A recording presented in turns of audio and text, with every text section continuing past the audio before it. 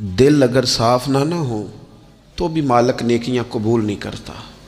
پاک ہوئے تے پاک ہی ملدا ہی، تے بنا پاکوں پاک نہیں ملدا۔ اے سارے وجود دے تون دے نالوں اکو تولا ہے ٹکڑا دل دا۔ یہ جو پاکیزگی ہے نا دل کی، یہ نہ ہو تب بھی نیک اعمال اس کی بارگاہ میں قبول نہیں ہوتے۔ نیک اعمال کی قبولیت کے لیے دل کا صاف ہونا، کشادہ ہونا، کھلا ہونا یہ بھی ضروری ہے۔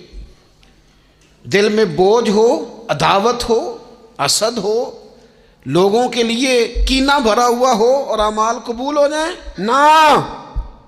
اس کریم کے کچھ فیصلے ہیں، وہ اعمال کی قبولیت کے آداب بتاتا ہے۔ وہ کہتے ہیں میری مرضی سے کرو گے تو میں قبول کروں گا۔